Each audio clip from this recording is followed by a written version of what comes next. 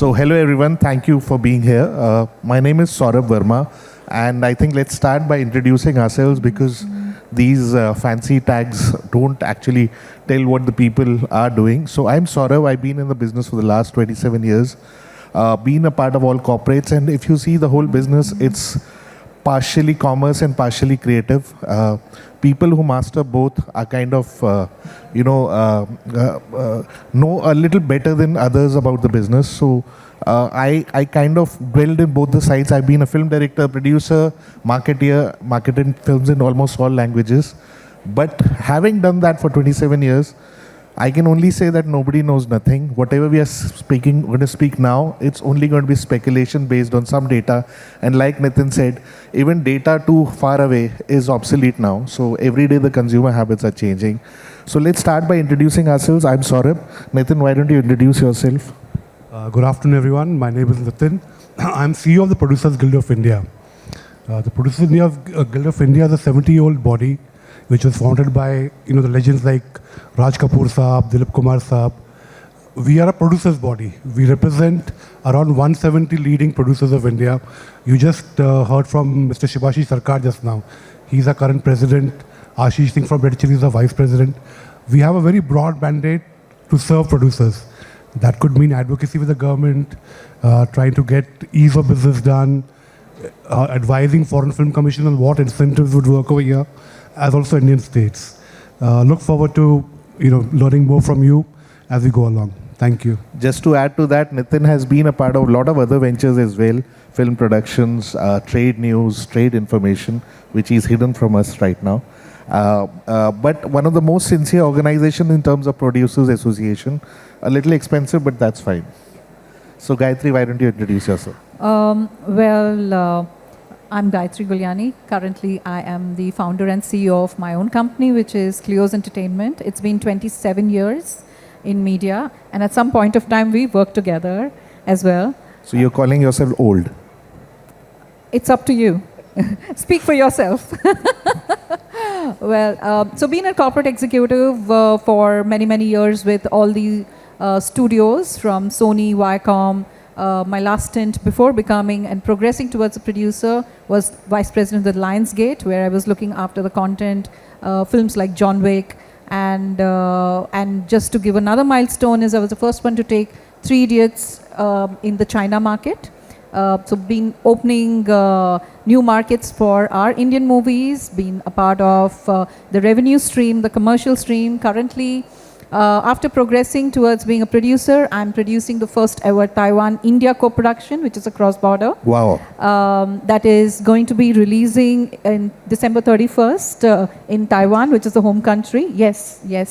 And then eventually it will have its subsequent release in various other countries. Super. So that's something. And then followed by the second one, which is in the pipeline, is between Taiwan and Jordan and India. So it'll be again with an international cast. So yes. Can you mention the cast or something? No details? Well, it is still under, but from Taiwanese, it's going to be one of the top tier cast. And over here, I'm looking at more, again, recognizable. But we are also kind of like getting somebody from Hollywood as well. So this will be a combination, completely a cross-border combination of international, and it's going to be main language is going to be in English. This is the second one. The first one has an Indian actor, which is Arjun Bajwa, the Rustom and fashion fame. Yeah. And we have JC Lin again. They've done like quite a lot of interesting international films. And we have Jack Cow, who's known as the Al Pacino of Southeast Asia. And the DOP is Tony Chung, who's done practically 47 films with Jackie Chan. So that is the first one. And the name of the first film is called Demon Hunters. And the second one is going to be called Masala Boba, Masala Chai as in boba tea. So yeah, that's about it. Wow, impressive. So coming back to Nitin, in India, like I just recently went to Madhya Pradesh, and I was amazed with the kind of legacy it has. Sometimes you feel that even being a part of India, you've not really explored India. That's the same problem with the world as well, that people have not even seen maybe 1% of what the real India is. But then, are we sitting on our legacy? I mean, we are proud of that 100 years of cinema and things like that. But what do we need to do globally and is this good enough, whatever we are doing right now, or is there a scope beyond that? Saurabh, I don't think any country can boast of the kind of cinematic potential as we have. Literally from Kashmir to Kanyakumari, from snow-capped mountains to beaches, to deserts, to white sands. Given a size, a diversity, you can actually shoot any genre, any film in India itself. Unfortunately, patriotism, the desire to showcase a country doesn't fund cinema, right? So very often you actually now have even a small budget Marathi film shooting in London. Not because they need London as a backdrop, they're actually shooting indoors, cheating Mumbai in London. Because there are incentives available over there. Ultimately, it's a highly risk-prone business, as you know. Most films flop, very few break even. So wherever you can save money, whether it's from, like Madhya Pradesh actually being a good example of a state which offers incentives and people go and shoot over there. UK, Spain. So I don't think any filmmaker in India is not aware of the legacy we have, the beauty we have. But unfortunately, the dictates of commerce make you look elsewhere very often. So for example, Uri, the film, like it should have been shot in Kashmir because that's where it's based. But it was shot in I think Serbia, if I'm not wrong, because it made more economical sense for them to do so. So I think, do you suggest that we need more incentives or just, lesser windows to take approvals? What is the problem? I would say more incentives, and which is something at Producers Guild we keep talking to the central government, state governments. Now India in fact has a pretty attractive policy for international filmmakers and official co-productions, but that's not available for domestic producers. And I think very often off the record there's a tendency to look at incentives as a grant. It is not a grant. It is a cash back. So if you only get, say, 5 rupees because you invested 50 rupees to begin with. And there's worldwide, research which shows that any film crew that comes in and you give them $1 as incentive, they're going to give 10 back to you. Which is when New Zealand, Australia go on overdrive to attract filmmakers, so much so that the President of America now wants to punish them. So, I would urge our government also to stop this, flow of people going to London, going to New Jersey, wherever, and make it worth the while to shoot in India itself. Yeah, they should stop everybody except Gayatri. Gayatri, you've been in Lionsgate, you've been in Sony, you've been on the other side of the desk, where you're seeing content as a business person, and now you're getting into content creation, production. So what is it that we are lacking in terms of, the culture diversity? I mean, what is it that you're doing now that you feel that there was a vacuum from an Indian perspective? Great question, Saurabh, actually, because there has been over a period of time, and we've been in the business of both the sides, right? And we've been basically translating art into commerce so far. So now when we are actually coming back to the drawing board of things, what is important, the first and foremost is definitely story, right? And even to understand basically the pulse, like nobody can give you 100% of anything, right? But when we are actually seeing a certain pulse which is moving forward, and that is just a reference point, right? From a cultural perspective, we are completely a culture-rich country. We all know that. We speak of stories. There are many Indias in one India, actually, as we move forward. I think the representation of that was somewhere it was lacking. Because people moved more towards, of course, depending on what's working and what's not working, but people move more towards heartland stories, let's say, more moving towards gender issues, more moving towards social issues and everything. But overall, when we look at, there is definitely an overarching, so much of cultural rich heritage that we've got, and that was something that we had to tap. Let me give you an example. Like for instance, the first Avatar when it came, what was interesting was the characters' names were all very Indian, like Nabi.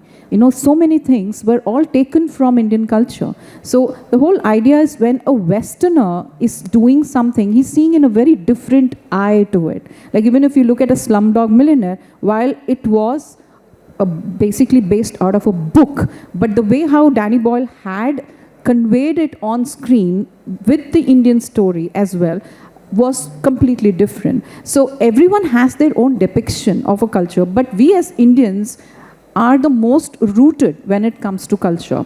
And that story is something that we have to kind of say, and we have to convey that in our own ways.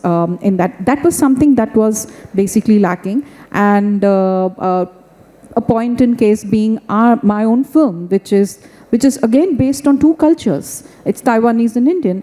And the whole idea is that when you are traveling, when you are understanding people's ethos and everything, what is amazing is you'll start finding commonalities of culture as well. Like when I was in Taiwan, so when I really saw, I could actually see people going to temples, people asking questions. You know, there is something called shempoi, you know, where you just kind of, like in our culture, you know, you put a dice or you put a shell. So something like that, there is something called shempoi, which is a wooden crescent-shaped thing. And people are actually kind of praying and asking questions. And that kind of gives them answer. It's faith. So I think those are the things that were there are connecting dots as well. They're connecting dots as well, but at the same time, those were the certain nuances that were missing. Great. Just adding to this for Nitin. Nitin, see, telling a story universally is a given for any commerce guy. यार ऐसी film बनाओ जो सब देखे, from 8 to 80 years old and whatever. But saying that is easy. But how do you create such a content which is successful? Earlier what we used to do is, like, there was a trend of a Bas Mastan, you know, you shoot a film in 10 countries and things like that. You want to explore you want to show the audience the entire world. But now it's heartland stories. You're going down to the smaller towns. A film like Lapata Ladies, and South has been doing it magnificently. So from your perspective, what is that, and I'm using the wrong word, formula to make a Indian film go global? What is it that we should look at? I think, Saurabh, very simply, the formula is authenticity. I think, you know, we've seen it in our own lifetimes, right? Why can't we win an Oscar? Why don't Indian films travel beyond the diaspora? So then you try to engineer elements. कि चलो heroine गोरी रखते हैं. Let's keep half the dialogue in English. थोड़ा वहाँ shoot करते, but it's not coming organically. It's just a marketing calculation you're doing. And then you realize that the actual film which has been set for Oscars is Lagan, which is a 3.5-hour film on a cricket sport they don't know. Amir Khan is not huge for them, though he's of course a superstar here. It's an Avadi. So I think authenticity is what has always worked and works even now, like La Pata Ladies that you mentioned. Whether it is Narcos, you watch it in the original Spanish. It doesn't have a Tom Cruise or a Leo, but you watch it for what it is. Which is why our parents are watching Turkish drama, because they're authentic to that culture. And I think, you know, the humanity is universal. You mentioned Three Idiots. The biggest film ever in terms of collections abroad is Dangal, a film about a Haryanavi wrestler and his daughters. And it is the biggest collection we've collected from China, which is a so-called enemy country, which obviously wouldn't be aware of the delicacies or nuances of Haryana. But it's the father-son old versus new conflict. I think that is universal. And that's what we have to aim to, but authentically, not just, playing by a formula. So, Gayatri, I mean, like you said, saying a story which is authentic is extremely important. But there's a fine balance between commerce and creativity. Sometimes we get over commercial and spoil a film. Sometimes we go over creative and obviously budget बढ़ जाते हैं, the most normal thing. And it goes, how do you balance both the aspects? So, I think when you are on the drawing board itself, like I know, of course, there are many stages of things, but in the drawing board itself, I think what is most important is the first and foremost thing to pinpoint on the story. So get hold on the story, the narrative, okay? The second thing is that how far is the story going to extend? There are two parts to it. One is the creative part, one is the commercial part, right? Now, who are we telling the story to is again a very important aspect. And coming to the creative, the balance between creative and commercial is got to do with, you have to have, like for instance, let's say a dostana, or let's say any content. Now, that could be made in several spectrums. Like if a dostana is made by a certain director, it would be made in a different way with that much of budget. When it was made by a certain director, it was made in a different way. So I think what is also important is that whose vision is the director aligned with the story, and the vision is most important. Commercial and business part is something that from that aspect you are also doing your homework. What is very important is that when you are creating a story, who the target audience, and like let's say the buddy comedies, the one which I'm doing is a buddy comedy. Now over a period of time, if you actually go through, buddy comedies have always, sometimes it's worked. Whether it's Sholay, whether it's a Rush Hour, so there is a certain amount of homework I would like normally, It's I would very take. relatable. It's it's relatable, and the comedy is something that is again relatable, and simplicity is, again, as Nitin said, simplicity and some amount of authenticity also makes a huge difference. Now these are the certain parameters when we are sitting on the drawing board and when we are trying to create something. There's a lot of homework that requires to be done. It's just not about, okay, let's create, like how we say, like, Excels mein bante hain, that way. So there are cases where Excels mein bahut hi अच्छे लग रहे हैं and then box office में नहीं लग रहे हैं. So I think as much as possible, do your homework and be authentic. Get a complete hold on the story, so that you know that, okay, fine, what could be the worst case scenario? I think when we start from there, then things can get better. I completely agree with you, and I think storytelling, a lot of people say that, storytelling is when you write a film, but I think pre-planning, even a cinematographer tells a story, editor tells a story. In fact, even the trailer of the film should tell the right story. Like Sayyara, everybody's talking about Sayyara, but before that, there was a love story with Vikrant Massey in it. Just the trailer didn't attract attention, and it didn't get an opening. And Sayyara, from day one, even the advances were good. I think somewhere the trailer connected the song. So storytelling happens till the end, and where we lack is... It happens beyond that. Nowadays, with the multi-formatted aspect right now, just we spoke a while ago, story can extend to multiple formats right now. It's become format agnostic. So today, it could be like a part of a gaming. And again, it depends on the authenticity of the story. Like case in point being Sayyara. Sayyara, newcomers again. But what was again very important, it came at the time where people started relating to so much of authenticity. Because in this day and age where, the apps are easily available and everything, and here you're seeing an authentic story that's full of emotion, and the youth also, the timing worked. And then who could agree, who could be better than you to kind of like say about the whole marketing of the film.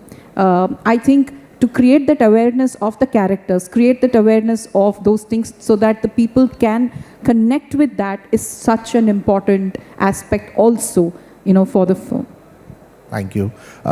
Seeing the audience here, Nitin, I just want to ask that, there are people who are looking at creating content, and I'm assuming that a lot of people here want to create content, whether it's India, whether it's international, let's not get into that. Everybody wants to make universal content, cutting across boundaries. But what is the common mistakes? Since you sit in a platform where you can see people coming and making those, I'm calling it mistakes, but those are things which, you end up doing the same mistakes again and again because new people come in, and because our business is so easy, people think, "Arey yaar, ye to mera beta hi sikha dega, ye to meri wife hi mujhe bata degi." So what is it that, from an Indian perspective we lack? They're not mistakes at all. They're structural issues at play. And it's true for upcoming filmmakers, it's true for the biggest production houses. The stuff we're talking about, obviously they know this works, that doesn't work. But keep in mind, we are a very unique and different market to operate in. We are a cinema-loving country, everyone says that, but we have less than 1/5 the screens that US has, despite them being 1/4 of our population. China has 10 times as many cinema screens as we do have. So we don't forget getting government grants, we don't get money from banks or financial institutions. So very often you turn to your friendly or rather unfriendly neighborhood money lender who charges you 24% per month. He's not going to back a very talented guy out of NSD. He's going to back someone who has at least some face value star track record. You go to executive at a satellite TV channel or a platform, they also need to justify why are we backing it. So they go with, the safety of some track record, some face value, etc. Which is why even though as a filmmaker you would want to back something authentic, local, etc., you can't get funding for it, you can't get a platform for it, which is why the same cycle keeps repeating. And therein, I think, lies the hope, of stories beyond borders. If we can actually make inroads beyond just the diaspora and have the actual WASP American or Britain or Japanese audience watching us, and there's enough of business model there, I think that's where we'll go behind this visual cycle we're part of currently. And from state perspective, vis-a-vis the international grants we get, vis-a-vis the Indian this thing, which is the best state from your perspective? See, a lot of states offer you a lot and then you don't get it. So, it's just a paper. I think from every respect, Madhya Pradesh is one of the most film-friendly states, though it is doesn't give you a very high incentive. And honestly, getting a 2 crore incentive, it doesn't really move the needle for a 100 crore film. But, Saurabh, while we're at it, I think more than just incentives, I think we, as a country, as a creative community, we need to be on our toes. We had a huge first move advantage. As an industry, we are over 110 years old. As late as 70 years back, Raj Kapoor was an icon in the Soviet Union. Rajnikant was a superstar in Japan in the 1970s, 80s. You go to nightclubs in Moscow, they're still playing Jimmy Jimmy and talking about Mithunda. Bachchan Saab ruled the Middle East, etc., etc.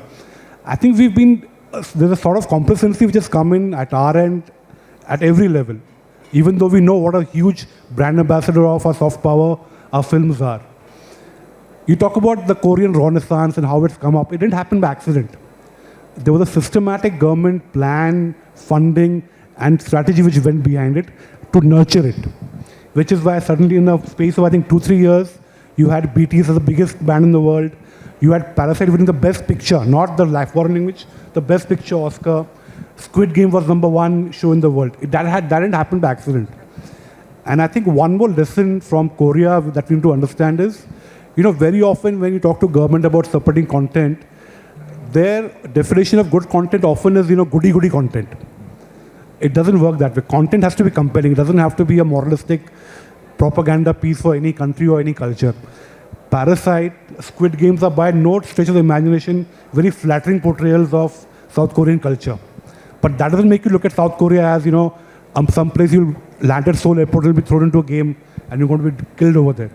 You look at the food that they have, the costume that they have, and that's what draws in, that's what picks up, fire. And that's what we should be looking at as a country and as filmmakers too. Great. I completely agree with you. Like Parasite, when you see that, you can see Korea and yet you can see that it's a story. So extremely important.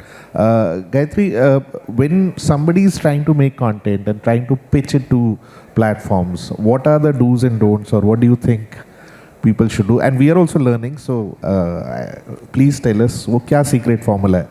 Secret formula तो वैसे कुछ भी नहीं है, लेकिन फिर भी बहुत कुछ सीक्रेट ही रह जाता है, because like we been dealing with platforms and till date we do not know what are the kind of KPIs. We don't know what are the engagements and all. It's more in terms of which comes from the word of mouth and everything that like Squid Game, Money Heist. Let me give you an example of Money Heist. Now, Money Heist was a series that was popular in the Spanish television, right? And when it got acquired by Netflix, nobody ever knew, not even the actors ever knew that it would be such a big hit. But in no time, everybody in the room were talking about Money Heist, And usually when we are all like meeting at the trade meets, it's usually, oh, what's your watch list? What's your watch list? And they're like, so I think that's where it basically comes. Now, coming to your question, in terms of the do's and don'ts of platform, but there is no exactly any rule book at all. Because from a platform perspective also, they are data driven, they are seeing what is working, and from a content creator perspective is to somewhere understand the pulse, and when you're pitching it to them again, they have a certain, they have a certain parameters in terms of will it be theatrically releasing. I think that is the most important, which now all the conversations are based on. As opposed to earlier when the first platforms, which kind of came into play was 2016. That is when everything just kind of came. And even they were also going through their own learning process, where they were looking at certain content, whether it's working or not, because they were still checking, or they were still kind of like creating, like, okay, fine, this state is giving us more, or this is the kind of data, or this kind of genre is working more and everything. But now after 6-7 years, we all are seeing a huge change in the way they are acquiring. Like for instance, during the COVID, there were certain, during my stint with Sony, I had closed deals, one of the highest deals for a Taapsee Pannu's film called Loop Lapeta. That was one of the highest deals that was done. And literally from the COP to where it was more than 300% of ROI, right? But today, can I do that the same thing again? No, I can't, because things have changed a lot since then, post-pandemic. So right now, I think what would be great sometimes is some kind of a feedback even from the platforms, if the creators could kind of like get, saying that, okay, this is the kind of films, because most of the time they're also trying to serve and engage consumer as much as, it's become very subscription driven. It's exactly when you go back 20 years ago or 25 years ago, what the TRP game for television was. We are actually going through that same cycle again. So there is no, if the story is compelling, and if it is like a theater... but let me give you another example. If today I want to make a John Wick in Hindi with a Hindi character, I think the first question will be, यार कुत्ते को लेके कौन इतना बड़ा बदला लेगा? Right. Teri Meherbani has been done to this. Done, yeah. So when it's so easy to say the story is the content is king or story is the boss, but you go with the same story and they'll rip it apart, saying that it's not going to work. Even Sayyara, for that matter, I mean, the directors went to almost everybody trying to make that film. So how do you, I mean, if it's not the story which sells, what sells in studios? What sells in studios? Yeah. Okay, so not that I have a complete answer for it. Nobody has a complete answer. Nobody has an answer for that. But being from the studio side of things, like for so many years, I think eventually what also matters, yes, what connects is what most matters. Like, is the story actually connecting? And yes, there are certain parameters that the studio also goes through. It's not that like, acha, it's just not. Many a times, I know for something, when I was in Sony, there are many a times we've turned down stories from big directors and stars because the price point was not working. So price is one aspect. Price is one of it, definitely. The budget and the price is also one of it. Is it going to extend itself, in terms of whether it's ROI friendly or something? But at the same time, there is a certain base level, at least to which, again, the worst case scenario, even if you have a certain way where we can look at a story in the worst case scenario, then the mid and the best is something which anyway is there. It's also a balance between creative and commercial. Not necessary. There are some stories which could look fabulous on an Excel, or fabulous in terms of the certain parameters like talent attached and everything, but they are box office stud. But nobody can actually kind of predict. If everybody could be, then we would never have flop films at all, But there are certain parameters definitely to look at it in terms of. So there is a method in terms of whether this is a combination that works, because that's on the drawing board. But sometimes, like for instance, we got Padman and we got 102 Not Out. So technically it was like Do Buddon Ki Kahani and one. There was no female star at all in that. But we were very sure when I was selling it to one of the platform, the first question they asked, do you think it will yield this much of box office? I was said yes, it would yield. That there is something called conviction also that matters. So if you have that conviction in that story that yes, this is different, This is definitely not something that audience has seen, and this can kind of pull it through with the right thing. You will pull it. If I can just quickly add to that, I think, honest, to be fair to studios, to Saurabh, I think there's a bit of chicken and egg situation over here. You remember 20 years back, UTV was making a Wednesday, Pan Singh Tomar, Dave D. There was English being made. There was this whole batch of films from Viacom 18, Special Chabbis, Vasepur, etc., because they were seeing the returns happening. And then there was this phase where Ayushmann film or Rajkumar film would do 100 crores and those films are being made. I think it's when the box office or the returns dry up, even the producers then get slightly jittery about whether we can greenlight this or not anymore. So, do you think, now another issue which I find right now with our industry in particular is, earlier there was a set format. You had a newspaper, you open it, you see an ad in that, and you say, okay, this is the film releasing this Friday. I think somewhere down the line that communication has got lost. One is that. The second is, if I want to come into the industry, there is no literature, there is no book, there is no anything, any proper website which can direct me how distribution happens, what is net collection, or how do I exploit my film. Do you think that's lacking somewhere? There's a lack of transparency in that aspect? I would totally agree with that. The very simple lack of transparency being that no one knows what the box office collections of our films are, which is something which is a big bugbear with Producers Guild of India. We've been trying to resolve it, unfortunately. So if you have one battle of the other came out a few days back, every website, every magazine would report the same number. This was the opening day, opening weekend. Here, no one knows what the opening day is, what the opening weekend is. There are people who are trying to build it up. There are people who are trying to pull it down, which I think speaks very poorly of us as an industry. And there is lack of transparency as to how do you get in, which I think doesn't come from any ill intent, at least as far as that knowledge goes. No, I just feel that there's a lack of somebody taking that initiative. Like, for example, which is the biggest Bengali film of this year? Right. I would not know. Right. Which is the biggest Tamil, Telugu, Malayalam film? I would have certain names, Right. but I'm not 100% sure. And if that's with me as somebody in the industry, what will happen to people who are just, fans or normal this Totally thing? agree. And maybe therein lies an opportunity for someone, a smart entrepreneur, to actually fill that gap and hopefully create that information, because there is definitely a market for that and a need for that. Yeah, like for example, today if I want to know about films, it's Book My Show, but even they will not tell me what's going to come next week or next to next week. So Totally agree. So, as Guild, what do you do? I mean, from a perspective of making the states get information about the industry and vice versa, is there something that you do in particular? See, we really can't do data compilation because, as I said, we've catered to only a very small group of producers who happen to be actually the biggest value-wise. But, one challenge with India is that you have so many distinct regions who are making films, Tamil, Telugu, right down to Bhojpuri, Punjabi.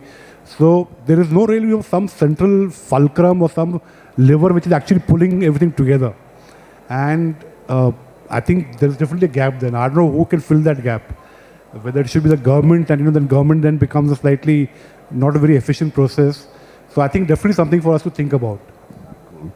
So Gayatri, what is your take on the specialized product which can go cut across border, like children films or something like that? Is there any vacuum in that from an Indian film perspective? Just a specific genre like children films, or like somebody was talking about Chhota Bheem, Right. and things like that. What do you think?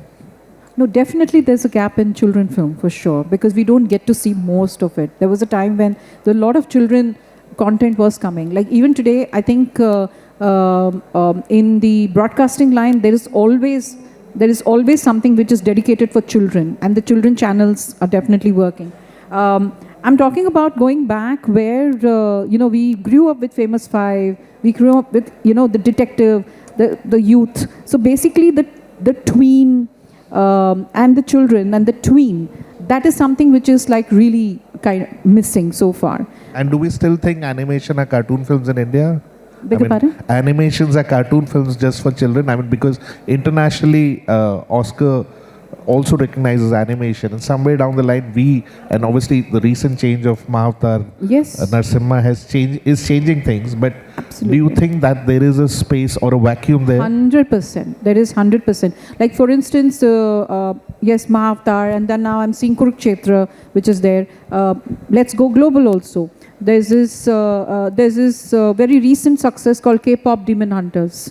Yeah. That is done fabulously well. So there is a huge market for animation, big time. And then it's a very I think it's an age-old concept now. You know, animation is only for children. Animation is a serious business in Japan. So like you have your manga comics and so much like the Southeast Asian side. It's huge. And even when you move towards the Hollywood side also, animation is huge. And what it does is also it brings families together. Because if a child is going, so obviously, you know, mother, father, everybody is going together, and also it is a universal like Zootropolis. What an amazing! I can keep watching it again. So yes, there is a huge gap. I think we must look at animation in a big way. I guess India's never produced a Lion King yet, or Incredibles, or a Ice Age still. Correct. So just taking that same question to you, Nitin, we are talking about gaming, which is a bigger industry than films. So many things happening from that perspective. What is that one genre which is favorite of yours, which you feel is going to see a real big boom? I mean, it could be any genre, any. If I knew, I would be out there making it, not sitting here on this panel. I think anyone's guess is as good as anybody else's, Saurabh. You know But that. your own personal better than me, yeah. gut feel. No, I think, this whole animation, anime, children's is a massively undertapped market as far as we are concerned as Indian filmmakers. That demand is there, it is being met. But just taking an example of Korea, what is it that they are doing right? They're doing right. What we can also do right if we have the resources to do it. Now, no one is asking for handouts, no one is asking for grants. If we can just get economically viable loans, if nothing else, we have such a wealth of, talent. We can make good quality stuff in cheaper prices than others can. But we need to have access to funds to begin with. AI can make things better, simpler, but you still do need funds, right? And I think another challenge also is that it's easy to distribute now in a sense that you can upload something on YouTube and hope that you get an audience. You're not totally dictated by a streaming platform or television picking you up. But at the same time, the challenge is this whole glut of content. So content discovery, I think, will increasingly become a challenge for everyone. There are times when as an audience, I actually sit down to scroll through Netflix, Amazon, you get exhausted. It can get overwhelming. So to be noticed in a very crowded market, which will get increasingly crowded, is a challenge. And especially in Indian context, to have the funds to make content which works locally, globally, wherever, is always going to be a challenge. I agree with you. Gayatri, one question for you, which is my own personal. When I look at shooting abroad, I get a lot of offers. Ye incentive ho jayega, don't worry. But the risk for me as a filmmaker is that how do I trust this person? I don't know this person. Now, if I go to that country, it's a lot of investment. It sounds easy that everything is easy, but in filmmaking, nothing is easy. So what are your criterias of shooting or choosing any country or state for your film? Like you've just tied up with the Taiwanese, this thing. What are your... I think the first criteria is the on-ground partner. So this also comes with a little bit of my distribution background, which I've been doing over 70 films, when I was with all the studios. I think to have, even when you're distributing a film also, you have to have the distributor who's your on-ground partner. He's your eyes and ears. So his credibility is important. Absolutely. So similarly, when you are doing a co-production or even if you're shooting, what's also important is to understand, what is the market offering you, number one. Now, when I mean to say offering, is just not about funding. It's even about what are the technical support, what is the kind of crew that you can get from there. Are they skilled? All of these things matter. And above all, is your partner equipped to handle that? That is most important. That research is important. So the first and foremost thing is the partner. The second thing is always to go the government route also, because what also works is that they have a whole set of, like for instance, I did for my second, I went for my recce in Jordan. Now Jordan film, the Royal Jordan Film Commission, they're a great set of people. They are supported by the government, and they will give you the right advice to kind of like get, and then ask and throw questions as much as possible, because you know your script. So you'll be amazed to know that we sent them the whole list of locations first, even before we could reach there. So they made a special presentation saying that based on your script, these are the things and this is what we can offer you. So when we went there, it was far more productive rather than just going and, it's like searching a needle in the haystack. No, we didn't want to do that. So I think planning is also extremely important when you're particularly shooting in that country. What are their tax? What are their incentives? What could be the emergencies, and how are they handling their crisis management, and are they equipped for that? How are the local producers also supporting that? So what happens is then, when the government is definitely there as an umbrella, but eventually it's your partner and your local producer who's going to be making that. So in terms of, and what are your spends going to be there? So there's a little bit of a math, there's a little bit of a homework, there's a little bit of an awareness, and do your on-ground search, which is extremely important. Talk to people around, because when you are in production, and particularly for your co-production, and you're doing in a foreign land and something, you will have people who will know the law of the land. All of those things matter. And I guess now everybody is there on the internet. You can do your due diligence. Absolutely. Somewhere down the line, we make that mistake. Yaar, ye banda theek lag raha hai. Let's get it. Yes. I mean that. Nitin, just one question. Again, a question which is being in my mind in the recent while. A film like Homebound, very well appreciated all across the world, but didn't find enough screens in India. Did not get the marketing it deserved. It was produced by one of the top studios of India, but I still felt that, ye picture cinema mein aa gayi, I didn't even get to know about this. And before I could realize, the film's even gone away from that. You feel that there is a certain taste in India where people can smell a film like Sayyara, but completely ignore, a film which may not be catering to a very massy taste? So without getting into specifics of Homebound, because I'm not aware of that. Okay, I didn't take that name. Yeah. Number one, I think, trade says कि पहला trailer पे people know ये film देखनी है कि नहीं देखनी है. And every other communication is basically just you pandering to your ego, your film star's ego. I don't know how true that is, but that's what people say. If people make up their mind in the first trailer itself. On the second question, I think it's a very, very valid question. I think maybe the trade or the commerce side also has its preconceived notions. कि अरे ये तो 6 पत्ते लग गए उसको festival पे कभी चलने नहीं वाली है. Maybe there's an audience for it, but we ourselves trying to bifurcate the market into commercial, mainstream, not commercial, art house, indulgent, and maybe don't give it the platform it needs. Like Lunchbox, it did 5-6 times the business abroad than it did in India, despite having, even like Irfan was big even then. Absolutely. In certain countries, it's bigger than even the biggest Hindi films. Absolutely. Yeah, it did like 18 million. 18 million. Bandit, Queen, Monsoon, when the examples are phenomenal, and later people watch it on TV or maybe even a bootleg DVD. ये तो बड़ी अच्छी film थी. मैं theater में जाके देखता था. So I think there's this, and maybe to be fair to the people who manage the business, they also have constraints, right?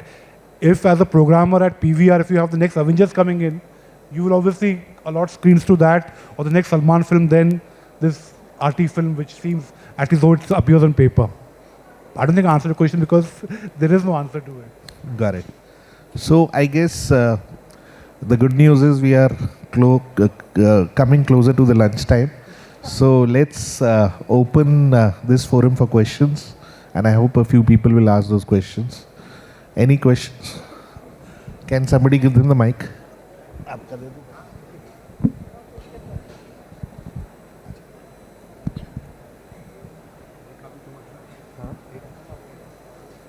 Hi, my name is Imtiaz. Hi, my Sorry. name is Imtiaz Yeah. from Zero Gravity Pictures. Very insightful session. Thank you so much, all three of you. It was all me, it wasn't them. Yes, of That's a course. joke. Yeah.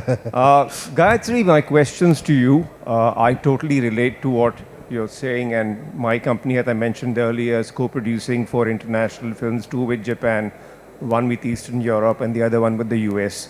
2 of the stories have got nothing to do with India, just great stories in foreign languages. They're being made in the original language. My question to you is, since you are coming from a background of distribution, you work with most of the big studios, and you are obviously very aware of the whole grammar of international cinema, especially with your Taiwanese Indian co-productions. Congratulations on that. Thank you. Arjun's a good friend of mine. I'm looking forward to seeing your film. So my question is, eventually, you know, apart from the creative part, we all know that the grammar of an international film, structuring an international film is so very different from structuring a Bollywood film.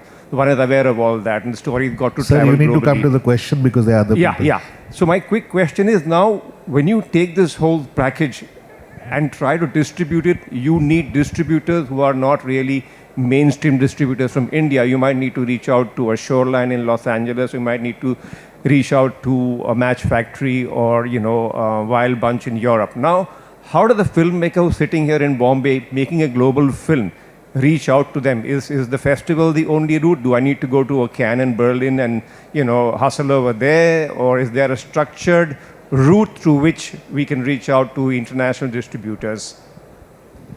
So festival is definitely a very important route, and festival does not mean that you need to be a part of the festival, to get the laurels or anything. No, along with festival, one side is creative, the other side is the market. Right. So when you are having a certain film, so it's always good to initially when you start off or when you have the first promo itself, what would be helpful is to kind of go and attend the markets, the festival markets. Right. So because that is the melting pot of everyone coming together, whether it's a sales agent, whether it's producers, everyone is coming over there.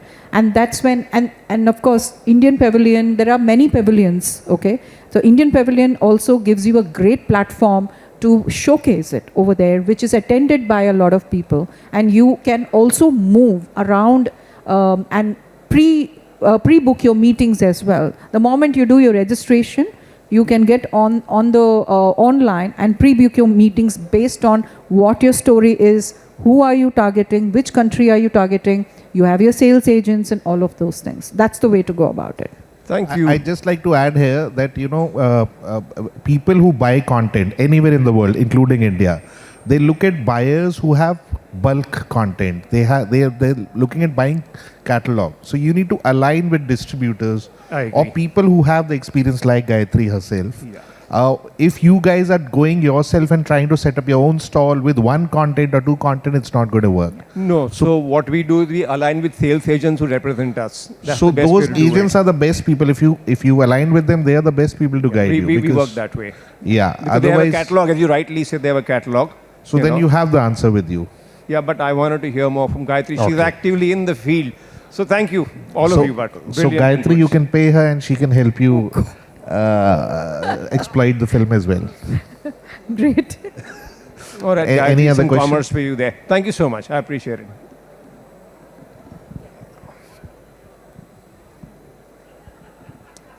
Hi. Thank you so much for this insightful panel discussion. My name is Megha, and my question is to all three of you actually.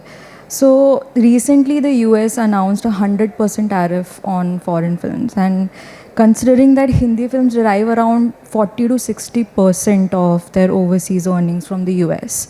Like for instance, we were talking about Sayyara, and it earned around 6 million. It may not be that big compared to what it earned in India. In North America alone, it earned around 6 million. So, coming back to my question, how do you think this policy will impact the overall profitability of Indian cinema? And will it put a huge dent in the overall profitability, or that's... Nitin, you want to take this? So, Sneha, what the Honorable President of the United States said now is something he also said in May of this year, and nothing subsequently happened. It's a Truth Social post.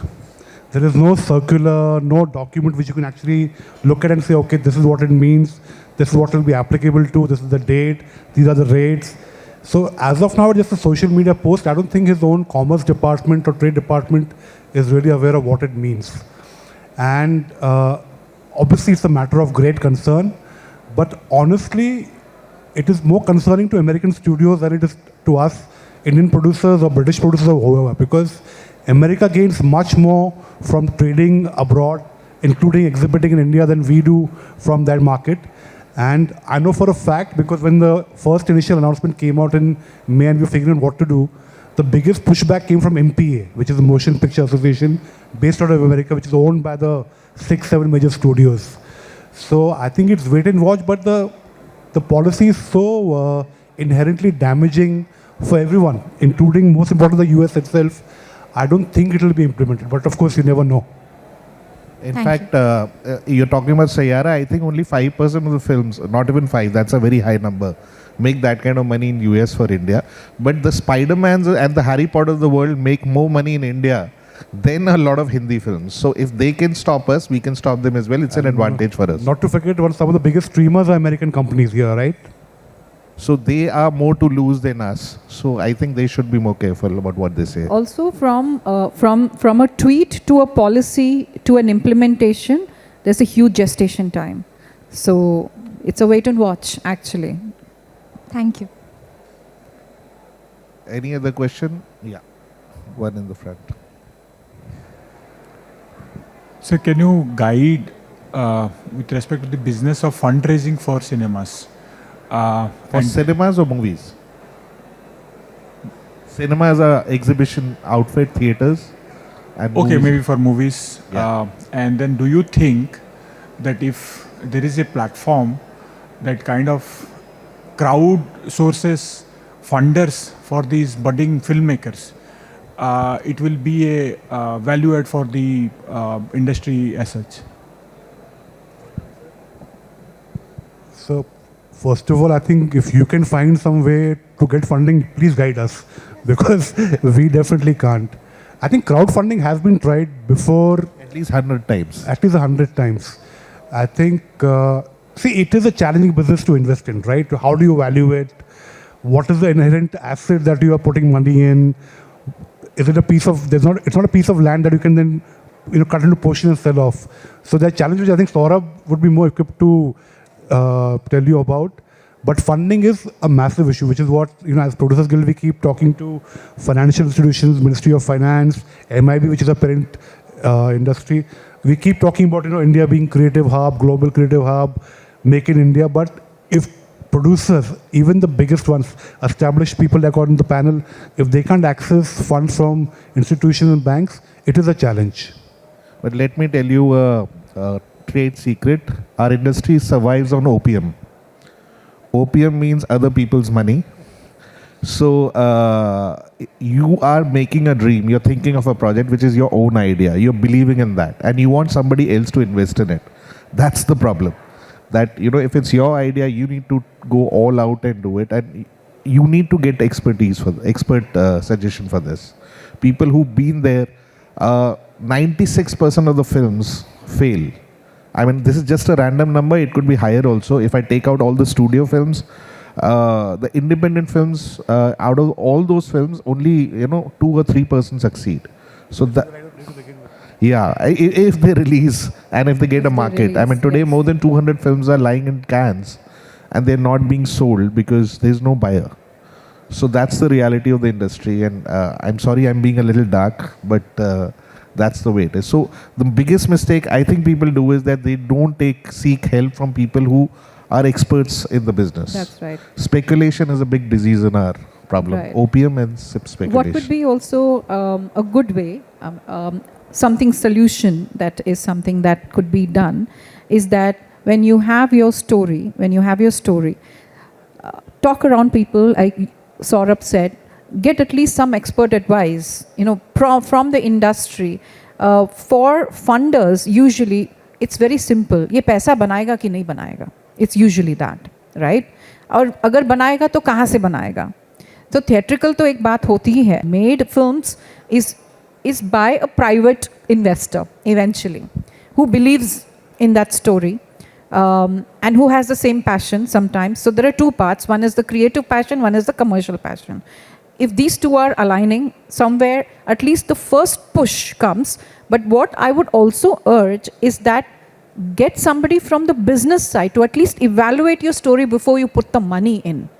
Because most of the time, we as studios, we also come across, people have just made the film because they just want to make it without any understanding or without sometimes like, नहीं ये मुझे बनानी थी मैंने बना ली अब आप मुझे नहीं पता कि marketing कैसे करना है. Without knowing the audience, without knowing this. So Correct. That's And many a times a lot of investors, even people who are investing in the film, or let's say you found an investor, please prepare him. Don't be in a hurry to make the film.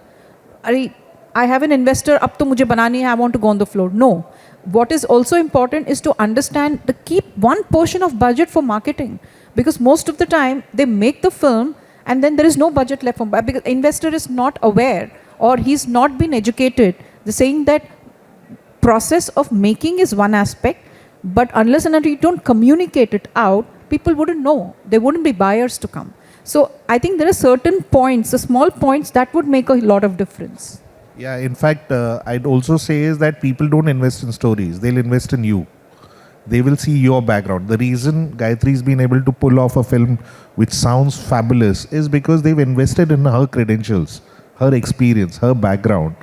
So people invest in you. So you have to be very, very careful. I generally say that if you have 10 rupees and you're making a small film, only make it for 4 rupees. Put the rest 6 in distribution and marketing. Was that a bell? Good afternoon, dear ladies and gentlemen.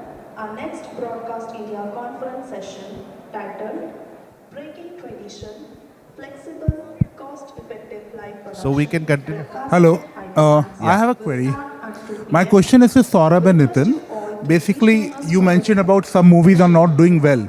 Like a movie Storyteller or Paresh Rawal was a very nice movie. Similarly, Lunchbox and other movies. So is it they are not marketed well? If they have not spent money on the marketing? Point one. Point two, if they need to be marketed a good content-driven movie, then what are the parameters or what are things we should consider? So basically, there's no right answer to this. The only thing is that if you ask me why Sayyara worked, everybody will have a reason, but that may not be the exact reason. So why did it work? Some would say music, some would say yaar vacuum tha market mein love story ka, but nobody knows the right answer. So so what I believe is that when you're making a film, go reverse. Think of the end game. What are you looking at? Are you looking at an OTT release, theatrical? What are the theatrical avenues you're looking at? Who's your target audience? Are you looking at male skewed, female skewed? What is the sense of this thing? Is it an adult film? Is it a UA film or a UA film? So you have to go reverse. And you have to understand and make a worst case, best case, and a average case scenario. Filmmaking is just like making chai. Chai banani sabko aati hai. Achhi chai banani bahut kam logon ko aati hai. No, my question basically was after the production about the marketing part. Is it You can't plan marketing after the films. Everything has to be pre-scripted and pre-designed. It may change as per this thing. But if you've not thought of how you're going to communicate to the audience, then it's a problem. Like there was a film called John Day with Nasruddin Shah and Randeep Hooda. My biggest thing was that how would I communicate what John Day is all about if the title is not telling me what the film is? So I'm just giving a random example that it's important that, all aspects, title, poster, promo, song, background, all these aspects, you need to have some kind of a method in the madness. Just to add to that, as also what Gayatri was saying previously about having some understanding of the business of it. A lot of students, come up to us and say, "Yaar, main 2 crore mein film banaunga." It just needs 0.0004% of people to watch it in theaters, and I'm through. But not many people realize that to actually exhibit your film in a theater, there's a 20,000 fee involved, called the virtual print fee. Now, there are many small pockets in the country which don't have weekly collections of 20,000. So even though you want to reach out, it doesn't make sense for you. If you're reaching out to that cinema hall in Patna, UP, Saurabh will tell you, you have to inform them, right, that the film is playing. So there's a marketing cost that also comes in. Which is why I think in today's age, unless you're talking about the massive, big budget films, a small medium budget film spends less on production than it does on marketing and distribution. So it is a challenge. It is a challenge. I don't think people don't want to market a film, don't want it to go wild, but there are costs involved. And very often the costs are not justified from the potential returns. So there's no right formula. You have to try and test. It also depends on what the film is about and what are the elements that you're taking to create that awareness. The whole idea of marketing is basically creating that awareness. Like when we work with Reliance and one of the veteran Amit Khanna, he would always say, "What is going to be your poster?" If you remember, like poster. What are you going to communicate that to the people? poster has turned into a thumbnail now. So you see a thumbnail and you get attracted to the content. Exactly. So is your story? How are you going to communicate that story? One is the director has put a vision to that, but eventually, how are you going to communicate to the market so that audience are drawn towards it? That's the whole idea of that. So, and it happens simultaneously. It cannot happen in silos. Okay, हमने picture अभी बना दी, तो अभी हम अभी marketing में ढूंढेंगे and all of that. It's too late. It's too late. If anything can go wrong in films, it does go wrong. So you have to plan all aspects. One last question.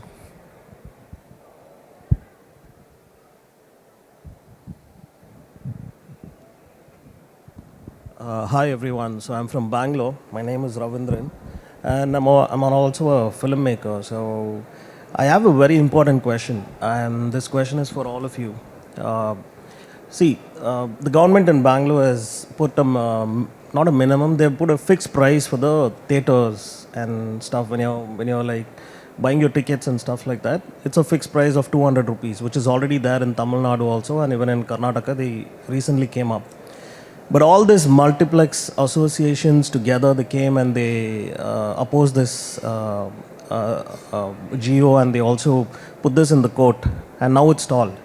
So my question is, supposedly, if there is a fixed price for the ticket pricing and stuff like that, because you could see there are hardly any people coming to theaters right now. Being a millennial, I'm very much interested to go to theater. But lately, there is a lot of people, everyone are watching on OTT platforms and all of these places. So you see the ticket prices, according to the actors and everything, they go up and down. So I believe in this because when I was from marketing background, which I studied, so there is this saying where they say, less the price, more the demand. But so what is your question? My question is, if the ticket prices are less, right, it'll attract more crowd, right? We being a low middle class country, so it'll attract more people for the theaters, and it'll really benefit for the film also. So how do you see this? What would you suggest in terms of production and stuff? See, obviously, the more affordable it is, the better it is as a basic principle. I think there's no debating that. There have also been concerns about, especially in a place like Mumbai, multiplexes are the two extremes for different audiences. So, which used to be a factor. You could go to if you look at this area, you could go to Chandan or a Getty Galaxy, or you could go to PVR. Now, unfortunately, the single screens are going down, and there are commercial, real estate, many reasons for it. So, valid point, there has to be affordable, but it is not always practical or possible in today's day and age. And I don't think price caps necessarily are the way to go, because there is no price cap on when we make films, right? If you're shooting with a big star in big places, it costs money, and somewhere that investment needs to come back. I completely agree. Ticket prices are killing the cinema industry, but like he said, it's a private forum, and 2 shifts, so many staff, granite flooring, fancy bathrooms, everything is going to cost, and it's not a viable business at all. That's why not many people are coming to exhibition, and that's why we are under screen. So I think the government needs to do something about it. But if the ticket prices are less, it won't happen overnight. It's going to take a year or 2 for people to get that habit of consuming content. And that's why one of the reasons in South the films are doing, I mean, there are movie fanatics there because they are used to going to cinemas, and we have to admit that the phone in our hand is our biggest competition for cinemas. The convenience of watching a film on a phone while in a train or a taxi is much more better than, going, parking your car, things like that. So, Gayatri, you want to say something? One last. No, I guess you've covered it all, both of you. I think if you want to have experience, so that's the basic moot point, right? If you want to have experience, you've got to pay for it, and that's where the ticket prices also go high at some point of time. South is far more regulated in many, many ways in that sense. So I guess, yes, let's wait for the best, and the best times are yet to come. So thank you, everyone. Thank you. And I see a full house, so that's great news. Thank you so much. On how storytelling shapes our shared global narrative. Thank you so much, gentlemen. Gayatri ma'am, thank you for joining us for 2 sessions. May I please call upon Mr. Satyendra Mehra, Group Director and member of the Management Board, Nürnberg Messe India, to present the Rotary certificates. That's a small token of gratitude that is in line with our sustainability initiatives at Nürnberg Messe India. Thank you for being a part of our efforts to combat the climate change. We'll now take a break for lunch and networking. Please join us by 2:30 p.m. sharp for a musical voyage that promises to touch every note of your imagination.